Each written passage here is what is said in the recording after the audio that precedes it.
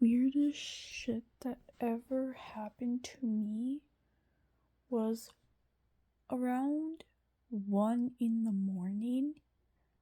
I couldn't sleep because I got really hungry. So I went upstairs, grabbed food, went back to bed, trying to sleep. Well, my fucking TV right there turned on by itself and scared the shit out of me because as you can see, it's a really old Samsung TV. So when it's turned on, it normally makes a sound, and then it makes a sound again. Then when you turn it off, it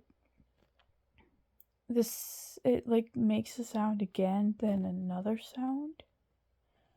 So then it turned on by itself and it scared the shit out of me. And before you'd be like, well, maybe you had a remote near you and accidentally turned it on. Well, my remote was like way further away from me. I think it was like either up on the shelf or like on my nightstand, but it was like far away from me. And I know I have a habit of moving around in my sleep. I mean, fuck. I punch my lamp sometimes. I don't know how that works. So there's no way, and I wasn't even in a deep sleep. So there was like no way I could have hit the remote. And there's buttons on my TV. You don't really see it because it's like nighttime, obviously. I was like the only one in my room. So it turned on. Now, back when I said it makes two different sounds, well, I only made one sound. Then it turned back right off by itself. I mean, at least I didn't have to get up my ass and turn it back off. That was the least I can do after it scared the living shit out of me at fucking 1 in the morning. And I don't even know why it did that. Now, normally it turns on by itself if I turned my switch on and is in the docks, but it requires like 2 cords so it would hook up to the TV. Well, only one cord was connected because I sometimes play in handheld, and I don't think my switch was in the dock. The other possible was someone was watching TV, wanted to connect to their phones,